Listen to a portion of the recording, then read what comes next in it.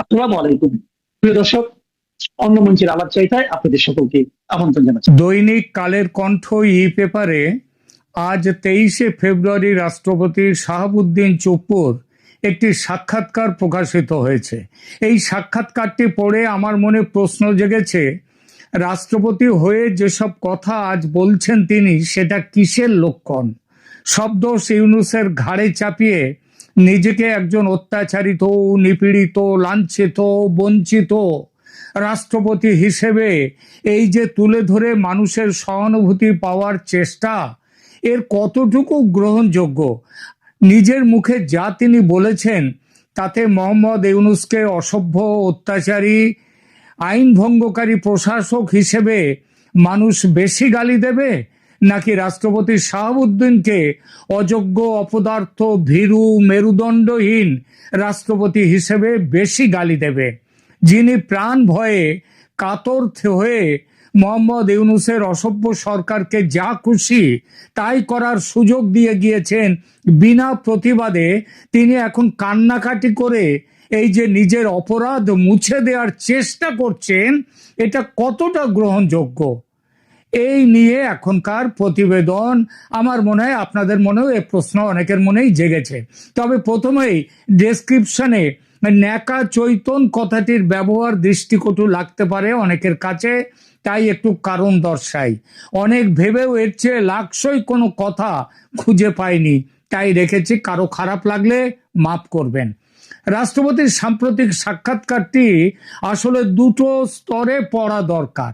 তিনি কি বর্ণনা দিচ্ছেন ঘটনার, এটা প্রথম। আর দ্বিতীয় হচ্ছে সেই প্রেক্ষাপটে সাংবিধানিক ও নৈতিকভাবে তার নিজের ভূমিকা কতটা গ্রহণযোগ্য ছিল। রাষ্ট্রপতি নিজের ভাষায় কি ঘটেছে? কালের কণ্ঠকে দেওয়া সাক্ষাৎকারে শাহাবুদ্দিন বলেছেন, অন্তর্বর্তী সরকারের 1.5 বছর তাকে পুরো অন্ধকারে রাখা হয়েছিল এবং রেখেছেন প্রধান উপদেষ্টা মোহাম্মদ ইউনূস। তিনি বারবার সংবিধানের বিধান মানেননি। ইউনূস বিদেশে গেছেন 14-15 বার, কিন্তু একবারও তাকে আনুষ্ঠানিকভাবে জানাননি, ফিরে এসে দেখাও করেননি। তিনি বলেছেন, ওই সময়ে বহু অধ্যাদেশ জারি হয়েছে, যার অনেকগুলো তার নিজের মতে অপ্রয়োজনীয় এবং সাংবিধানিক ভিত্তি দুর্বল ছিল বা সোজা কথায় অসাংবিধানিক ছিল। তিনি দাবি করেছেন যে পুরো সময়টা সেনাবাহিনী তার পাশে ছিল। সেনাবাহিনী তাকে আশ্বস্ত করেছে, আপনি সর্বাধিনায়ক, আপনার পরাজয় মানে পুরো বাহিনীর পরাজয়, আমরা সেটা হতে দেব না। একই সঙ্গে তিনি আবার ভবিষ্যতের মুখ চেয়ে উল্লেখ করেছেন, বিএনপির শীর্ষ নেতৃত্ব ও তারেক রহমান সংবিধানের ধারাবাহিকতা রক্ষায় তার পাশে ছিল। এমনকি তারেক রহমানের ব্যক্তিগত প্রশংসাও তিনি করেছেন তার এই সাক্ষাৎকারে। এর আগে 2025 সালের ডিসেম্বরে রয়টার্সকে দেওয়া সাক্ষাৎকারে, যা প্রথম আলো, গ্লোবাল টিভি ইত্যাদি মাধ্যমে এসেছে, সেখানে তিনি অভিযোগ করেছিলেন ইউনূসের নেতৃত্বাধীন অন্তর্বর্তী সরকার তার প্রেস বিভাগকে সরিয়ে দিয়েছে। তিনি কাউকে একটা চিঠি লিখতে গেলে, কাউকে কোনো উত্তর দিতে গেলে সেটাও তিনি পারেন না। বিদেশি মিশন থেকে রাষ্ট্রপতির ছবি নামিয়ে দেওয়া হয়েছে, তিনি চিঠি লিখেও কোনো সাড়া পাননি। এতে তিনি অপমানিত, কণ্ঠরুদ্ধ বোধ করছেন। তবে নির্বাচন পর্যন্ত তিনি নাকি সাংবিধানিক দায়িত্বের খাতিরে তার পদে থেকে গিয়েছেন। সব মিলিয়ে রাষ্ট্রপতি নিজের আঁকা ছবিটা এরকম দাঁড়ায়। তিনি 1 সপ্তাহ আগে পর্যন্ত একরকম প্যালেস প্রিজনার বা প্রাসাদ বন্দী, মুখ বুজে নিঃশব্দে অপমান সহ্য করা এক করুণ চরিত্র।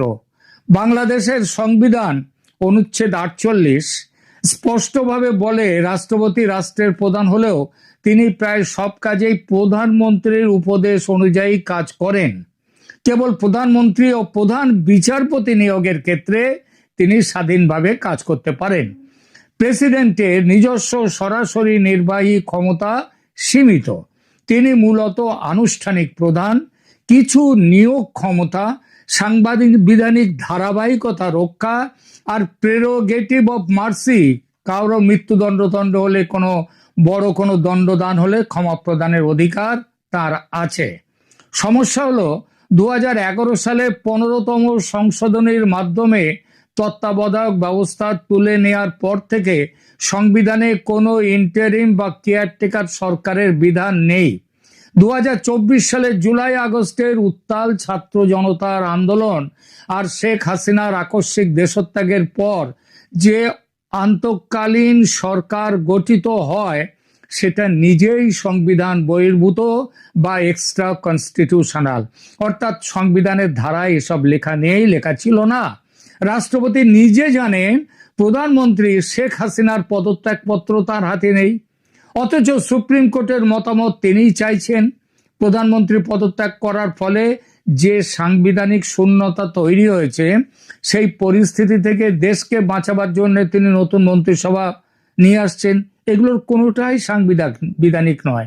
প্রধানমন্ত্রীর সুপারিশ ছাড়া সংসদ ভাঙা যায় না, তবু তিনি ভেঙেছেন। তিনিও তার মধ্যে অন্যতম। সংসদ ভাঙাটার কি সেই মুহূর্তে কোনো দরকার ছিল? নাও থাকতে পারে। এটা তো দেশ চালাবে, চালাক না। পরে supreme court doctrine of necessity তত্ত্বে সেটাকে বৈধতা দেয়, যেন সাংবিধানিক শূন্যতা সাময়িকভাবে পূরণ করা যায়। এই পরিস্থিতিতে মানতেই হয় প্রেসিডেন্টের ভূমিকা এক ধরনের ধূসর এলাকায় পড়ে যায়, একটা গ্রে এরিয়া। সংবিধান তাকে খুব বেশি হাতিয়ার দেয় না। আবার তিনি কিন্তু বাস্তবে ইউনূসকে শপথ পড়িয়েছেন, সংসদ ভেঙেছেন এবং পুরো অবৈধ ব্যবস্থাটিকে এক ধরনের রাষ্ট্রীয় বৈধতার ছাপ দিয়েছেন। এটা তিনিই দিয়েছেন। সুতরাং আমি কিছুই করতে পারতাম না এমন সরলীকরণ পুরো সত্যি নয়। আবার চাইলে একাই সব থামিয়ে দিতে পারতেন তিনি, এটাও সাংবিধানিক বাস্তবতার সঙ্গে খাপ খায় না। তার হাতে কি কি বাস্তব হাতিয়ার ছিল? অন্তর্বর্তী সরকার গঠনের পর, সংসদ ভেঙে দেওয়ার পর বাস্তবে শাহাবুদ্দিনের হাতে অন্তত 3 ধরনের ক্ষমতা বা হাতিয়ার ছিল, যেগুলো তিনি ব্যবহারই করেননি বা করতে চাননি। এই ক্ষমতাগুলো কি কি? একটা হচ্ছে নৈতিক ও প্রতীকী ক্ষমতা, যেটা তিনি ব্যবহার করতে পারতেন। রাষ্ট্রপতি হিসেবে তার সবচেয়ে বড় শক্তি ছিল জনতার সামনে একটা নৈতিক অবস্থান নেয়া। তিনি সরাসরি জাতির উদ্দেশ্যে ভাষণ দিয়ে বলতে পারতেন যে তিনি কোনো সিদ্ধান্তের সঙ্গে একমত নন, কোথায় তিনি সংবিধান বহির্ভূত চাপ অনুভব করছেন, অথবা কোনো অধ্যাদেশকে তিনি সাংবিধানিকভাবে প্রশ্নবিদ্ধ মনে করছেন। 5 তারিখে শেখ হাসিনা চলে এলেন, সেনাবাহিনী তার সাথে রয়েছে তিনি নিজেই বলছেন, অথচ 8 তারিখে নতুন সরকার এলো। এই 3 দিনে তিনি কোনো কথা বললেন না দেশের মানুষের উদ্দেশ্যে। বাস্তবে এর পরে তিনি 1.5 বছরও কিছুই করেননি, সম্পূর্ণ নীরব ছিলেন। কালের কণ্ঠকে যে প্রাণ খুলে সাক্ষাৎকার দিলেন তিনি, সেটি এসেছে নিরাপদ দূরত্ব তৈরি হয়ে যাওয়ার পর, যখন বুঝেছেন তার প্রাণের ভয় নেই। এত তার প্রাণের মায়া, দেশের থেকেও বড় তার প্রাণের মায়া এত। কি করতে পারতো তাকে? ইউনূস সরকার কিছুই করতে পারতো না। তিনি যখন বুঝেছেন নিরাপদ হয়েছেন, তখন তিনি নিজেই এখন বলছেন যে বহু অধ্যাদেশ অপ্রয়োজনীয়, অসাংবিধানিক ছিল, অথচ সেগুলোর অনেকগুলোকে অনুমোদন তিনিই দিয়েছেন। কেন না দিলে কি হতো? সংসদ না থাকলে আইন প্রণয়নের মাধ্যমে অনেক বেশি সতর্ক থাকার দায়িত্ব তারই ছিল, অথচ তিনি সেগুলোর অনেকগুলোকেই, ওই বহু অধ্যাদেশ যাদেরকে এখন অসাংবিধানিক বলছেন, সেই অধ্যাদেশগুলোকে তিনি কিন্তু সেগুলোকে স্বাক্ষর করেছেন, অধ্যাদেশ জারি করেছেন তিনি এটা না করে তিনি তো অন্তত সুপ্রিম কোর্টের পরামর্শমূলক মতামত চাইতে পারতেন, কালক্ষেপ করতে পারতেন, সাংবিধানিক সংকটের কথা স্পষ্ট ভাষায় আদালতের সামনে তুলতে পারতেন। সে ধরনের সক্রিয়তা কোথাও দেখা যায়নি তার পক্ষ থেকে। শেষ অবলম্বন হিসেবে পদত্যাগ বা হুমকিটাও তো অন্তত দিতে পারতেন। ছোবল না দেন, ফোঁসটুকু তো দিতে পারতেন। রয়টার্সকে দেওয়া সাক্ষাৎকারে তিনি নিজেই বলেন তার ছবি সরানো হয়েছে, প্রেস বিভাগ কেড়ে নেওয়া হয়েছে, ইউনূসকে চিঠি লিখেও সাড়া পাননি তিনি খুব অপমানিত বোধ করেছেন। তবু নির্বাচন পর্যন্ত থেকে যাওয়াকেই নিজের কর্তব্য বলে মনে করেছেন। একজন রাষ্ট্রপতি যখন নিজেই ঘোষণা করেন যে তিনি কার্যত নিষ্ক্রিয় ও অপমানিত, তখন তার পদত্যাগ বা প্রকাশ্য পদত্যাগ হুমকি, এই হুমকি হতে পারত সবচেয়ে বড় রাজনৈতিক বার্তা, যা দেশি বিদেশি এমনকি সেনাবাহিনী ও রাজনৈতিক দলগুলোর ওপর প্রবল চাপ সৃষ্টি করত।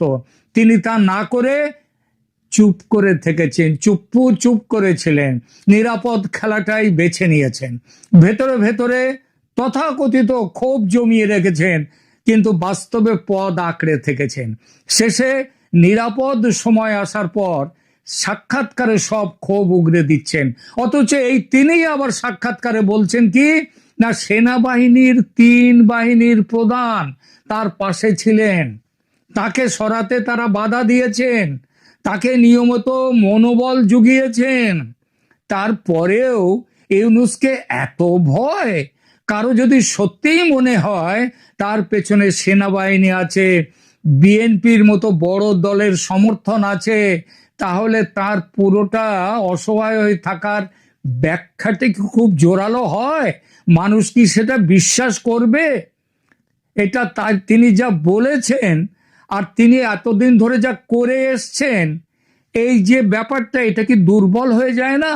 অর্থাৎ তিনি একদিকে সুপ্রিম কমান্ডার, সেনাবাহিনী ও প্রধান বিরোধী দলের সমর্থন আছে বলছেন, অন্যদিকে সাধারণ নাগরিকের অধিকার লঙ্ঘন, দমন পীড়ন, অনিয়মিত অধ্যাদেশ এবং অন্তর্বর্তী সরকারের বাড়াবাড়ির বিরুদ্ধে কোনো অদৃশ্য বা দৃশ্যমান প্রতিরোধ করতে পারছেন না, করেননি, কোনো অবস্থান তিনি নেননি। নৈতিক ও রাজনৈতিক এই দ্বৈত চরিত্র থেকেই তার দুর্বল মেরুদণ্ডের প্রশ্নটা বা মেরুদণ্ড না থাকার ব্যাপারটাই জোরালো হয়। রাষ্ট্রপতির কোনো মেরুদণ্ড বলে কোনো বস্তু ছিল না। শাহাবুদ্দিনের ভূমিকা তাহলে কি? ভীরুতা, সুযোগ সন্ধান, নাকি শুধু কাঠামোগত সীমাবদ্ধতা? তথ্যগুলি একসঙ্গে রেখে দেখলে কিছু বিষয় পরিষ্কার হয়। সেটা হচ্ছে কাঠামোগত সীমাবদ্ধতা। এটা আগেই বলেছি, 2011 উত্তর সংবিধান প্রেসিডেন্টকে পুরোপুরি প্রতীকী করে ফেলেছে। সংসদ না থাকলে, প্রধানমন্ত্রী না থাকলে আইনি ধূসরতায় প্রেসিডেন্টের প্রতিটি সক্রিয় পদক্ষেপ নিয়েই ঝুঁকি ছিল, এটা মানতে হয়। বিশেষ করে সেনাবাহিনী, ছাত্রনেতা, বিদেশি শক্তি সব মিলিয়ে এক বহুমাত্রিক শক্তির খেলা খেলেছিল তখন। তাই তাকে সব ক্ষমতাধর রাজার মতো কল্পনা করা অতি সরলীকরণ। প্রতিদিনের দমন পীড়ন, মানবাধিকার লঙ্ঘন, অতিরিক্ত বল প্রয়োগের প্রত্যক্ষ দায় পড়ে রাষ্ট্রপতির নয়, প্রধানত চালকের সরকার যে সেই সরকারের ওপর। কিন্তু নৈতিক ও রাজনৈতিক সাহসের ঘাটতির দায় রাষ্ট্রপতির ওপরেও আসে। তিনি নিজেই বারবার বলেছেন অনেক সিদ্ধান্তে তার আপত্তি ছিল, তিনি অপমানিত হয়েছিলেন, তার ছবি সরানো হয়েছে, তার কণ্ঠ রোধ করা হয়েছে। যদি সত্যি তাই হয়, তাহলে তার নীরবতা এবং পদ আঁকড়ে থাকার সিদ্ধান্তকে অন্য কিছু বলা কঠিন। এটা ন্যূনতম নৈতিক সাহসের ঘাটতি, এক ধরনের ভয়ঙ্কর ভীরু সমঝোতা। রাষ্ট্রের সর্বোচ্চ আনুষ্ঠানিক পদে থাকা একজন মানুষের কাছ থেকে নাগরিকরা আশা করেন তিনি অন্তত নিজের গলায় থাকা হালকা স্বরের যে মাইক্রোফোনটা আছে তার সদ্ব্যবহার করবেন। শাহাবুদ্দিন সেটা পুরোপুরি বন্ধ রেখেছেন 18 মাস। পরবর্তী সময়ে এখন এসে দায় ঝেড়ে ফেলার প্রবণতায় মুখ খুলেছেন। কালের কণ্ঠের সাক্ষাৎকারে তিনি এখন স্পষ্ট করে সব দায় ইউনূসের কাঁধে চাপিয়ে দিচ্ছেন। ইউনূস সংবিধানের বিধান মানেননি, অনেক অধ্যাদেশ অপ্রয়োজনীয়, আমাকে অন্ধকারে রেখেছেন ইত্যাদি। কিন্তু ইতিহাস যারা রচনা করবেন তাদের জন্য প্রশ্নটা থাকবে, যখন এসব চলছিল তখন আপনি রাষ্ট্রপ্রধান হিসেবে কি করেছেন? কাকে সতর্ক করেছেন? কোন অধ্যাদেশে সই দিতে কি অস্বীকৃতি জানিয়েছিলেন আপনি কেন সুপ্রিম কোর্টের কিংবা আইনজ্ঞদের তাদের মতামত চাননি? কেন জাতির উদ্দেশ্যে কোনো ভাষণ দেননি? কোথায় প্রকাশ্যে দাঁড়িয়ে বললেন, আর এখন বলছেন কি আমি এই পথে যেতে পারি না? কোথায় প্রকাশ্যে দাঁড়িয়ে কি একবার বলেছেন আমি এগুলো করব না? আপনি তো বলেননি। আমার ছেলেবেলার পাড়ায় এক বিখ্যাত মাতাল ছিল, কার্তিক দা। কোনো এক কারখানায় কাজ করত। মাঝরাতে বাড়ি ফিরে বউ ঠ্যাঙাতো। তখন কিছুক্ষণ তাদের বাচ্চারা চেঁচাতো, আর কার্তিকদার বউ ঘন্টাখানেক খুব ডুকরে ডুকরে কাঁদতো। একদিন রাতে যথারীতি কার্তিকদার গলা পেলাম, মানে মদ খেয়ে বাড়ি ফিরেছে। শুরু হলো তার হম্বিতম্বি, তারপরে হলো বাচ্চাদের চিৎকার। যথারীতি বুঝতে পারলাম বউকে মারবে কিংবা কিছু একটা হচ্ছে, মারামারি। মারামারি মানে বউকে মারা। কিন্তু সেদিন বউ, সবাই যখন, আশেপাশের বাড়ির সবাই যখন বউয়ের চিৎকার করে কান্না শোনার অপেক্ষা করছে, তখন হঠাৎই কান্না কার্তিকদার। তার বউয়ের কোনো কান্না নেই, কার্তিকদার কান্না। ওরে বাবা, মেরে ফেললো রে, বাঁচাও বাঁচাও, কে কোথায় আছো, বাঁচাও। বাঁচানোর লোক তো বস্তি এরিয়া ছিল পাশেই, বাঁচানোর লোক সব কাছে পিঠেই ছিল, তারা ছুটে গিয়ে বাঁচালো। পরে জেনেছিলাম কার্তিকদার বউ সেদিনের অত্যাচার সহ্য করতে না পেরে তৈরি ছিল। কয়লা ভাঙা যেই মারতে এসেছে, কয়লা ভাঙা হাতুড়ি দিয়ে মেরেছে এক ঘা, মাথায় পড়েনি, হয়তো মাথায় মারতেও চায়নি, তাহলে তো আবার বিধবা হয়ে যেতে হতো। ঘাড়ে পড়েছিল ঘা, হাসপাতালে যেতে হয়। ঘরে ফেরার, মদ খেয়ে, এরপর থেকে মদ খেয়ে ঘরে ফিরে আর বউয়ের গায়ে হাত আর তুলতো না কার্তিকদার বউয়ের যে সাহসটা ছিল, সেটাও রাষ্ট্রপতি চুপ্পু 18 মাসেও দেখাতে পারেননি। ধন্যবাদ। গতকাল থেকে খুব আলোচিত একটি বিষয় নিয়ে মহামান্য রাষ্ট্রপতির বাংলাদেশের প্রধান একটি জাতীয় দৈনিক কালের কণ্ঠে সাক্ষাৎকার প্রসঙ্গে, এই সাক্ষাৎকারটি নিয়ে গতকাল থেকে বেশ তোড়জোড় আলাপ আলোচনা হচ্ছে দেশে বিদেশে। গতকাল কালের কণ্ঠ এক কিস্তি প্রকাশ করেছে, আজকে আর এক কিস্তি প্রকাশ করেছে। অনেক বিষয় আছে এই সাক্ষাৎকারে। এর মধ্যে খুব গুরুত্বপূর্ণ একটি বিষয়, সেটি হচ্ছে যে আওয়ামী লীগের রাষ্ট্রপতিকে বিএনপি কেন রক্ষা করলো, পর্দার আড়ালে অন্তর্বর্তী আমলে আসলে কি ঘটেছিল, আমরা সেটি একটু বুঝবার চেষ্টা করব। সেই সময়ের প্রধানমন্ত্রী শেখ হাসিনা দেশ ছেড়ে চলে গেছেন, প্রধান বিচারপতি পদত্যাগ করেছেন, স্পিকার নেই, চারপাশে যেন ক্লিন সুইপ চলছে। তখন আওয়ামী লীগ মনোনীত রাষ্ট্রপতি মোহাম্মদ শাহাবুদ্দিন কিভাবে টিকে গেলেন, কার ইশারায় বঙ্গভবন ঘেরাওয়ের রাতেও পদত্যাগ করেননি তিনি। দীর্ঘ সময় পর রাষ্ট্রপতি নিজেই মুখ খুলেছেন, তিনি জানিয়েছেন তার সেই দুঃসময়ে শতভাগ পাশে ছিল বিএনপি। কিন্তু কেন একটি বিরোধী দল তাদের ঘোর বিরোধী শিবিরের রাষ্ট্রপতিকে রক্ষায় মরিয়াছিল?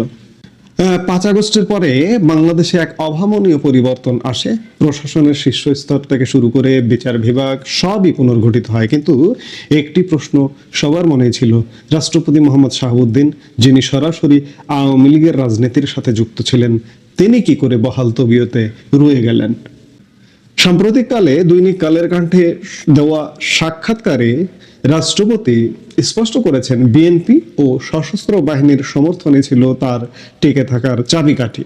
প্রেক্ষাপটটা লক্ষ্য করুন, ছাত্র জনতা, তথাকথিত ছাত্র জনতা, যখনই ছাত্র জনতা কথাটা আসে তখনই আমার মনে হয় যে এটা তথাকথিত। এই ছাত্র জনতার বিপ্লব, তথাকথিত বিপ্লব কথাটাও, বিপ্লব বলতে আসলে কিছু হয়নি, আমি বিশ্বাস করি না, আমি মনে করি না। বিপ্লবের পরেও যখন চারিদিকে সংস্কারের ডাক উঠছে, তখন প্রধান বিচারপতি ওবায়দুল হাসানকে পদত্যাগ করতে হয়েছে, স্পিকার শিরিন শারমিন চৌধুরীর আত্মগোপনে গিয়ে পদত্যাগপত্র পাঠাতে হয়েছে, অথচ রাষ্ট্রপতি পদে কোনো পরিবর্তন আসেনি। অন্তর্বর্তী সরকার ক্ষমতা গ্রহণের পর 2 দফায় রাষ্ট্রপতির পদত্যাগের জোরালো দাবি উঠেছিল, এমনকি বঙ্গভবন ঘেরাও করে ভেতরে ঢোকার চেষ্টাও হয়েছিল। কিন্তু শেষ পর্যন্ত মোহাম্মদ শাহাবুদ্দিন তার চেয়ারে টিকে আছেন কেন? এর উত্তর লুকিয়ে আছে বিএনপির রাজনৈতিক কৌশলে। রাষ্ট্রপতি শাহাবুদ্দিন কালের কণ্ঠকে বলেছেন, আমার দুঃসময়ে বিএনপির সহযোগিতা শতভাগ ছিল। তিনি আরো জানিয়েছেন, বিএনপির উচ্চপদস্থ নেতারা তাকে আশ্বস্ত করেছিলেন যে তারা কোনো অসাংবিধানিক উপায়ে রাষ্ট্রপতি অপসারণ চান না। সবচেয়ে চমকপ্রদ তথ্য হলো, রাষ্ট্রপতি বিএনপির বর্তমান নেতৃত্বের প্রশংসা করেছেন। বিশেষ করে তারেক রহমান সম্পর্কে তিনি বলেছেন, হি ওয়াজ সো কর্ডিয়াল। অর্থাৎ পর্দার আড়ালে বিএনপির সর্বোচ্চ পর্যায়ের সাথে রাষ্ট্রপতির এক ধরনের সমঝোতা বা বোঝাপড়া তৈরি হয়েছিল সাংবিধানিক ধারাবাহিকতা রক্ষার প্রশ্নে। কেন এই সমঝোতা তৈরি হয়েছিল? এখানে 3টি প্রধান কাজ করেছে বলে মনে হয়। সাংবিধানিক সংকট এড়ানো, বিএনপি নেতারা ভয় পেয়েছিলেন যে রাষ্ট্রপতি পদ শূন্য হলে একটি বড় ধরনের সাংবিধানিক শূন্যতা তৈরি হবে, তখন অন্তর্বর্তী সরকারের মেয়াদ এবং বৈধতা নিয়ে প্রশ্ন উঠতে পারে। বিএনপি চেয়েছিল সবকিছু যেন সংবিধানের কাঠামোর মধ্যে থাকে। দ্রুত নির্বাচনের নিশ্চয়তার জন্য বিএনপি রাষ্ট্রপতিকে সুরক্ষা দিয়েছিল। বিএনপির একমাত্র লক্ষ্য ছিল দ্রুত নির্বাচন। তারা জানতো যদি রাষ্ট্রপতি অপসারণ নিয়ে দেশে বিশৃঙ্খলা তৈরি হয় তবে নির্বাচন আরো পেছিয়ে যাবে। রাষ্ট্রপতির থাকাটা ছিল নির্বাচনের দিকে এগিয়ে যাওয়ার একটি সেফ প্যাসেজ। 3 নম্বরে যেটি গুরুত্বপূর্ণ ছিল সেটি হচ্ছে অসাংবিধানিক শক্তির উত্থান ঠেকানো। বিএনপি মনে করেছিল যদি রাজপথের চাপে রাষ্ট্রপতিকে সরানো হয় তবে ভবিষ্যতে যে কেউ একইভাবে চাপ দিয়ে ক্ষমতা ওলটপালট করতে পারে। তারা প্যান্ডোরার বক্স খুলতে চায়নি। সাক্ষাৎকারে রাষ্ট্রপতি বেশ কিছু গুরুতর অভিযোগ এনেছেন। তিনি বলেছেন প্রধান উপদেষ্টার প্রেস উইং রাষ্ট্রপতির প্রেস উইং বন্ধ করার ব্যবস্থা নিয়েছিল। বিদেশে রাষ্ট্রপতির ছবি নামিয়ে ফেলা হয়েছে তাকে না জানিয়ে। সরকার প্রধান বিদেশ সফর থেকে ফিরে রাষ্ট্রপতিকে কোনো আপডেট দেন, যা দীর্ঘদিনের রাষ্ট্রীয় প্রথা। এই অভিযোগগুলো প্রমাণ করে যে বিএনপি তাকে সমর্থন দিলেও অন্তর্বর্তী সরকারের সাথে রাষ্ট্রপতির সম্পর্ক মোটেই সুখকর ছিল না। ইতিহাস বড়ই বিচিত্র। যে রাষ্ট্রপতি আওয়ামী লীগের মনোনীত হয়ে বিনা প্রতিদ্বন্দ্বিতায় নির্বাচিত হয়েছিলেন তাকে শেষ পর্যন্ত রক্ষা করলো আওয়ামী লীগেরই প্রধান প্রতিদ্বন্দ্বী দল বিএনপি। রাজনীতির এই জটিল দাবার চালে মোহাম্মদ শাহাবুদ্দিন টিকে গেলেন আর বিএনপি পেল সাংবিধানিক ধারাবাহিকতার তকমা। এখন প্রশ্ন হলো এই অবস্থান কি বিএনপির জন্য দীর্ঘমেয়াদে লাভজনক হবে, নাকি রাষ্ট্রপতির এই স্বীকারোক্তি নতুন কোনো বিতর্কের জন্ম দেবে? আরো কিছু কথা না বললেই নয়, এই যে রাষ্ট্রপতির সাক্ষাৎকার নিয়ে বা রাষ্ট্রপতির গত 1.5 বছরের অবস্থান নিয়ে একদল লোক নেতিবাচক আলাপ করছেন। তারা বুঝবার চেষ্টা করছেন না যে রাষ্ট্রপতি যদি এই যে মাটি কামড়ে পুড়ে না থাকতেন, বিএনপি সমর্থন না দিতেন, কিংবা সশস্ত্র বাহিনী যদি রাষ্ট্রপতির পেছনে না থাকতেন, আজকে কি হতো? আজকে আমরা গত 17 ফেব্রুয়ারি একটি নির্বাচনের মাধ্যমে একটি নির্বাচিত সরকার পেয়েছি। সেটি যেভাবেই হোক, একতরফা নির্বাচন হোক বা অংশগ্রহণহীন নির্বাচন হোক, যেভাবেই হোক, অন্ততপক্ষে বাংলাদেশের ললাটে যে একটা জগদ্দল পাথর বসেছিল সেই পাথরটা মুক্ত হয়েছে সাময়িকভাবে আপাতত। এখানেই স্বস্তি। এই স্বস্তি থেকে মুক্তিও আছে পেছনে, একটু খুঁজে দেখুন পেছনে মুক্তি আছে। কিন্তু একদল লোক বলছেন যে রাষ্ট্রপতি গত 1.5 বছরে আওয়ামী লীগের নিয়োগ প্রাপ্ত রাষ্ট্রপতি, আওয়ামী লীগ নিয়োজিত রাষ্ট্রপতি আওয়ামী লীগের জন্য কিছু করেনি। আওয়ামী লীগের জন্য কি করার আছে? এর চেয়ে বড় কি করার আছে? তিনি যে চলে যাননি, তিনি যে থেকে গেছেন, এটাই তো আওয়ামী লীগের সবচেয়ে বড় অর্জন, আওয়ামী লীগের সবচেয়ে বড় স্বার্থ। আওয়ামী লীগের এই স্বার্থ, এই অর্জনকে সামনে রেখে, এই অর্জনের উপর ভর করে আওয়ামী লীগের সামনে বিরাট সাফল্য আসতে পারে। আজকে যদি রাষ্ট্রপতি চলে যেতেন, ধরুন একটা রাষ্ট্রপতি চলে গেলে একটা বিপ্লবী সরকার গঠিত হতো, তাহলে কি হতো? আজকে তালেবানের অবস্থা দেখুন। 2021 সালে তালেবান দায়িত্ব নিয়েছে, 5 বছর হয়ে গেল, আজ পর্যন্ত পৃথিবীর কেউ তাকে স্বীকৃতি দেয়নি।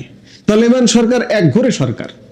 আজকে যে নির্বাচনের মাধ্যমে, ওই যে বললাম যে বিতর্কিত নির্বাচনের মাধ্যমে সরকারটা গঠিত হয়েছে, এই সরকারকে ইতিমধ্যে পৃথিবীর সব দেশ, মার্কিন যুক্তরাষ্ট্র থেকে শুরু করে আমাদের প্রতিবেশী ভারত থেকে শুরু করে সবাই স্বীকৃতি দিয়েছে। কিন্তু ওই যে একটা অনির্বাচিত সরকার যদি আপনার রাষ্ট্র ক্ষমতায় বসে যেত দীর্ঘমেয়াদে 5 বছর 10 বছরের জন্য, তখন কি পরিণতিটা হতো? এই পরিণতিটা থেকে বাঁচিয়েছে সামনে থেকে মহামান্য রাষ্ট্রপতি দাঁত কামড়ে পড়ে থেকে, পেছনে সাহস দিয়েছে বিএনপি, পেছনে সাহস দিয়েছে সশস্ত্র বাহিনী।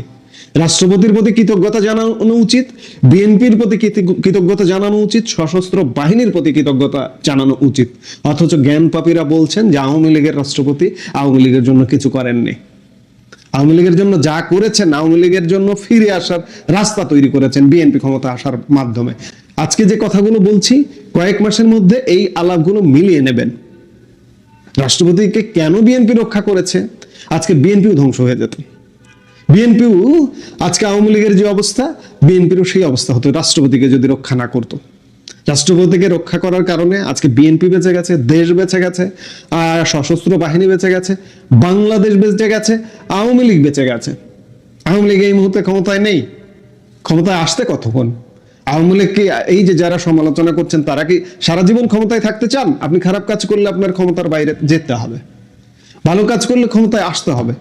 এটাই তো রাজনীতির সৌন্দর্য। যাই হোক, বিএনপি রাষ্ট্রপতিকে রক্ষা করেছে সামগ্রিক কল্যাণে, এবং আমরা ধীরে ধীরে কল্যাণের দিকে যাব বলেই প্রত্যাশা করি। আমরা অনেক কিছু থেকে বেঁচে গেছি। বাজবার প্রক্রিয়ায় আছি। সামনে আরো কিছু ঘাত প্রতিঘাত থাকতে পারে, কিন্তু আমরা সোজা কথা একটা রাস্তায় আছি।